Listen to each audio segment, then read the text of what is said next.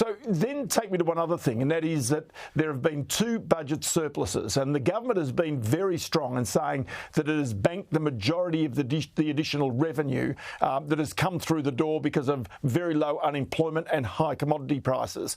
But from here, there's a decade of deficits. What does that say for the vulnerability of Australia's economy going out over that next decade?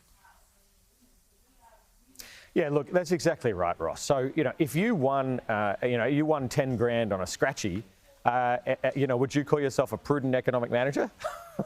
Right? So what we have in the short term is we have these massive windfalls coming from Chinese, demand for our exports, high commodity prices. And the budget does a nice job, actually, of stripping all that away and revealing what we call the structural deficit. That is, the deficit if these rivers of gold weren't flowing. And what they show is that the budget is not in surplus this year, actually. The budget this year is in deficit when you take those windfalls away. And the government's decisions made that deficit larger. And that deficit grows dramatically over the next 2 years to be 1% of GDP, which is, $27 billion.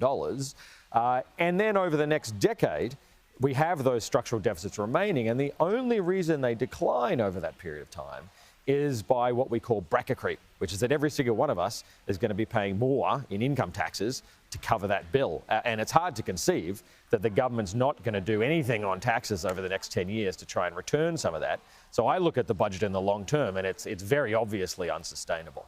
OK, because one other, shall I say, dubious honour that this government has got is being the highest taxing government in 23 years. Is that a badge of honour that the government is happily going to go to the next election with?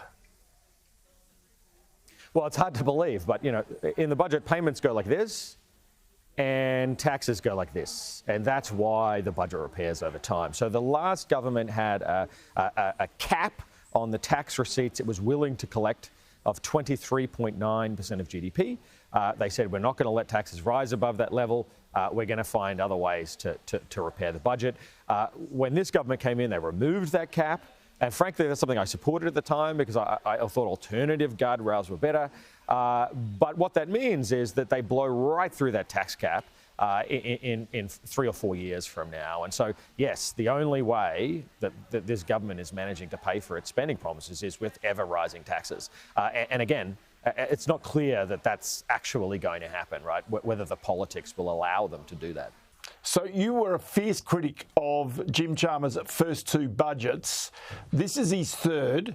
What's your final assessment of this? Has it improved anything? But to my mind, certainly as a professor of economics, I guess, I wouldn't be giving this government a passing grade for the way it's dealt with inflation. And I think they've had years to figure it out, and I still don't think they've got the message.